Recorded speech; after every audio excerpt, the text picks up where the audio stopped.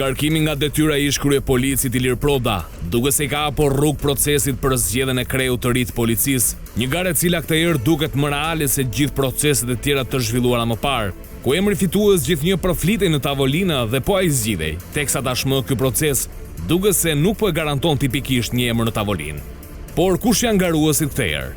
Ministria e Brendshme ka publikuar 16 emra të cilët kanë shprehur interes për të bërë pjesë e këtij procesi, ku ndër radhë ka oficer të dalluar të cilët i kanë shërbyer policisë së shtetit. Sipas renditjes alfabetike, garuesit janë si më poshtë: Afrim Tapa, Alfred Çepe, Arianita Rapi, Ejona Gurabardhi, Elidon Çela, Gentian Berberi, Gentian Shea, Idaet Faskaj, Lorenz Panganika, Neritan Albati, Pëllum Seferi, Rebania Upi, Sajmir Boshnjaku, Skënder Hita, Suela Sulkaj dhe Tonin Vocaj. Skënder Hita, Tonin Vocaj, Neritan Albati, Rebania Upi dhe Elidon Çela janë ndër emrat për të cilët qarqet mediatike dhe politike duket se kanë spikatur si më të mundshmit për të marrë drejtimin e postit të kryepolicit. Por çfarë rëndësie ka këtë herë për zgjedhje një oficeri i cili do të shërbejë sigurisë dhe rendit publik në vend? Është pikërisht momenti që policisë së shtetit i duhet një reformim. Në një kohë kur në Dosi dhe Sky CC rezultuan oficer të përfshirë me grupet kriminale.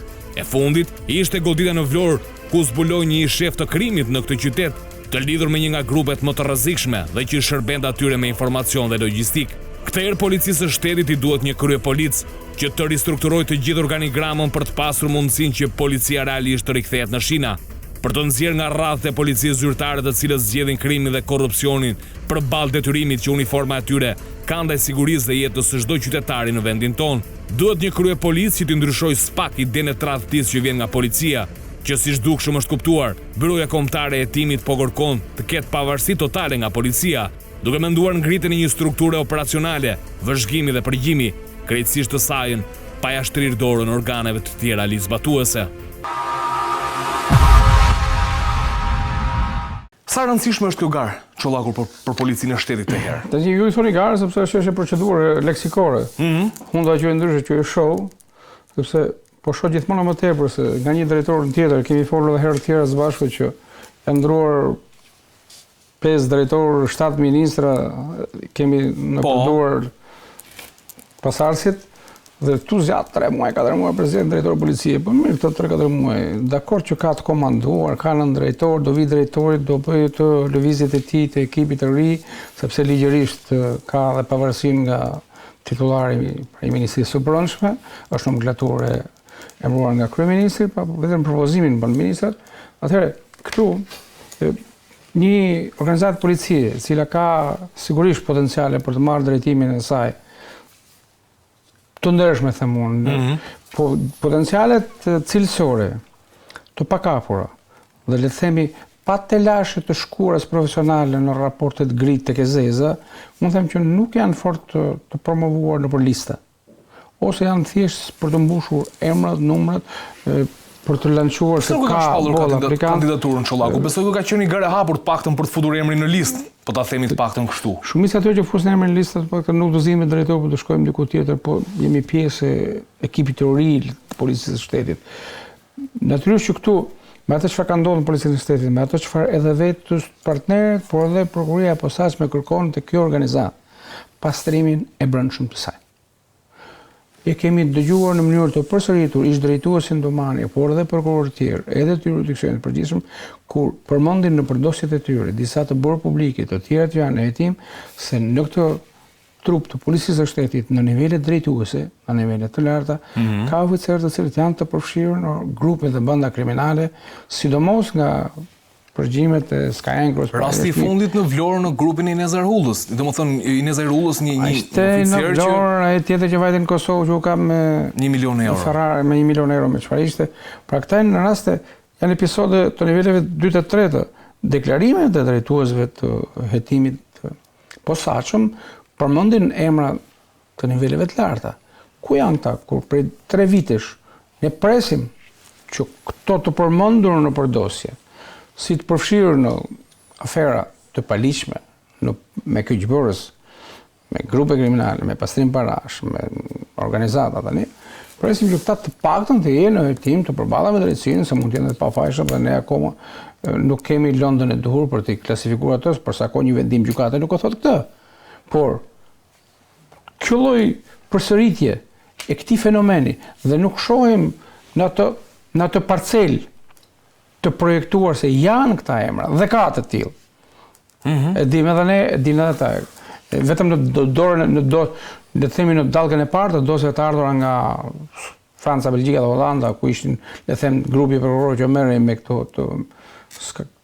aplikacioneve të koduara, ishin mbi 300 oficerë policie që u përmendën emrin të përfshirë.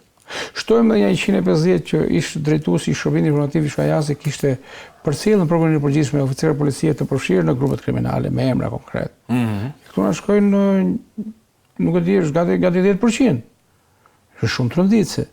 Dhe duke marrë në konsiderat numrat e atyre që janë hetuar, larguar, përjashtuar, pa u futur tek hapësira e reklamave ku balla tavolan deshit të bënte këtë plotësimin e formularëve nëse i kanë qenë janë përdorues të aplikacioneve të koduara, ishte pra një teatr i përkohshëm ai, ku vetëm një individ nga 10-11.000 plotësoi dhe ai më duket kishte harruar ta filmoj, ndaj kishte harruar ta filmoste në fund, më duket. Po kishte plotësuar gabim se kishte thënë një aplikacion që ishte për këto hapësinore. Po, hapësinore, çështje emotive, erotike mbase diçka të kësaj natyre. Tashmë kur vim këtu, ore kriteret janë të qarta dhe unë nuk kemi surprizuar tashmë se kur shoh që në Itali, në Gjermani, në vendet e perëndimit një drejtues i këtyre strukturave të policisë së shtetit, vjen një drejtues policie nga Italia, nga Gjermania dhe ka takuar aty është një që ka ardhur në këto vite ka takuar 10 drejtues policisë shqiptare. Duket sikur të jenë në supermarkete. Sepse kjo karrierë, pse nuk rrin dot aty çka ata që nuk e mbajnë. Sepse edhe pushteti, edhe politika tashmë në 10 vjeçarin e fundit grupet kriminale. Ata kanë pasur akses në rritje në policinë e shtetit, edhe në emrime brenda kësaj strukture, në emrime në postet të larta, dhe tashmë ata këtë pushtet e bashkëndajnë dhe unë shoh gjithmonë më shumë që ministri i brendshëm, cili do qoftë ai dhe kryeministri e kanë të vështirë, pothuajse të pamundur të vendosin ata se kush do të jetë drejtuesi. Thjesht do lexojnë edhe grupet e interesit, pavarësisht se janë të jashtëligjshme, se cili prej tyre merr vota më tepër nga tavolina e bordit të skeqjes. Okej, faleminderit Çollaku, do rikthehem sërish për bërë dhe një pyetje për këtë çështje. Karanja, si e keni parë këtë garë, si e konsideroni cilësinë e garuesve dhe rëndësinë për të pasur një drejtor të përgjithshëm? E parë largimi i drejtorit policisë aktualit, që është pa mbaruar mandati, kjo sjell një paqëndrueshmëri në policinë e shtetit. Gjatë gjithë kësaj periudhe, ligji ka 5 vjet. Edhe me të drejtë emërimi, po, 5 vjet të tjera. Mund zgjedhet një tjetër. Pra mbarimi i mandatit para këtij afati, unë shikoj një paqëndrueshmëri në policinë e shtetit. E dytë, edhe tek për sa i përket karrierës. Personi thot në CV-n e vet do thot kam qenë 1.7 muaj, 1.7 vjet drejtor policie, kam qenë një vit, kam qenë 6 muaj. Pra dhe kandidatët e ri bëhen gati, thonë inshallah po kap vitin. Pra që fillon në start, thonë, domethënë nuk e mbarojnë askush garën. Aplikon me inshallah. Pra gjithçka që këtu nis me inshallah. Pra askush nuk e mbaron cirkuitin. Që janë si 5 vitet plota. Si te Formula 1 që mbaron gara, këtu s'mbarohet gara. Këtu që tu tregon një paqëndrueshmëri shumë të madhe. Burimi i kësaj paqëndrueshmërie ku është, Karanja? Burimi i paqëndrueshmërisë neve shohim nga viti 2016, se unë po e lidh me reformën drejtësi. Pse? Po. Sepse reforma në drejtësi lidhet me drejtësinë. Edhe të dhënat që foli pasiri, Dumani, që është drejtuesi që ka qenë drejtuesi i një institucion qendror, i akuzës që merr edhe me korrupsion, të shrit korrupsionin. Pra ne kemi një rritje galopante të korrupsionit mas vitit 2016. Cili është shkaku dhe cilit janë fenomene pse është rrit korrupsioni, këtu duhet të diskutohet. Kemi një rritje të numrit të punonjësve të policisë, të cilët kanë dalë më prapë, edhe s'ka ECC-ja, për shembull, bëhet fjalë por janë vepra penale të ndodhura në 2019. Në 2020, edhe Matrixi bëhet fjalë dhe pjesa më e madhe 2015-2021, mars 2021, kjo është fasha e... Po, kemi fashë që kemi një rritje të korrupsionit. Atëherë janë investuar para për të luftuar korrupsionin dhe korrupsioni është rritur. Çka tregon? Do thotë që është rritur dhe në polici. Është rritur në polici, flas për polici. Sistemi gjyqësor nuk mund të themi është korruptuar, por shkatruar. Sot s'ka më drejtësi. Domthonë nuk diskutohet më korrupsioni. Tu është më keq. Se nëse jep 2 lekë marrë punë këtu s'marrë as puna. Janë rritë çmimet. Rritje çmimesh po bëhet fjalë s'marrë gjyqi këtu. Është shkatruar sistemi i drejtësisë. Mendoj që rritja e korrupsionit vjen nga që personat kanë menu e kapën dhe këta dhe duke lënë dhe gjurmë. Pra nuk e kanë ditë më të sepse duke menduar që janë tonë dhe Ben Amete. Kështu tha, duhet reforma në drejtësi, na duhet. Do të pyes dhe për atë sepse sot ka përfunduar hetimet SBAK. Edhe Beni këtë thoshte na duhet, edhe këta gjithë. Pra në kallëzimet e tij ndjes Karanja, që është thelbësore besoj në raport me gjërat e drejtësisë, që zëvendëskryeministri ka bërë denoncime, thotë ne dim se është bërë vettingu, ishim aty.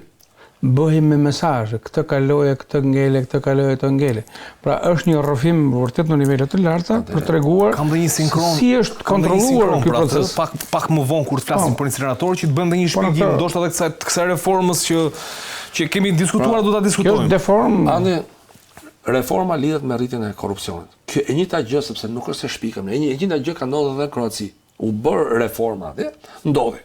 Pra ndodhen, u rrit korrupsionin në çdo sektor të administratës publike. Po përse nuk u lejua të bëhej ky eksperiment i Shqipërisë në Maqedoni dhe në Kosovë? Vetë Bashkimi Evropian ishte refuzues për ta eksperimentuar në këto 2 vende. Mos kemi pasur shumë korrupsion. Na përdorën si kavje. Eksperiment, absolutisht. Një eksperiment ose si poligon, po që shkon. E pa ndështimin në Shqipëri dhe nuk donin ta zgjerojnë. Domethënë e provon armën në poligon, punon, është e vajisur edhe na testojnë. Pra janë ato kulmi i durimit, kulmi i shikimit. Neve po na shohim deri sapo e kanë marrë kulmi i eksperimentimit. Edhe tash ndërkombëtarët, ore sa mund të jetojnë shqiptarët pa drejtësi fare. Domethënë si mund të reagojnë që shkojnë.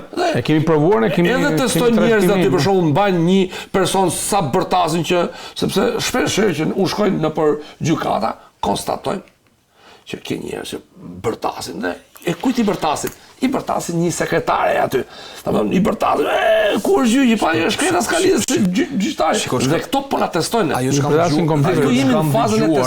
kam dëgjuar unë Karanja është që edhe në polici është të kurrur numri i marrjes së kallëzimeve, sepse nuk ka gjykat tatime ndogana në polici tek pastrimi parave. Kështu që dhe policia është në një lloj sikleti të vetën në këtë histori. Policia pra neve tham, gara është 5 vjet, ai thotë kap vitin.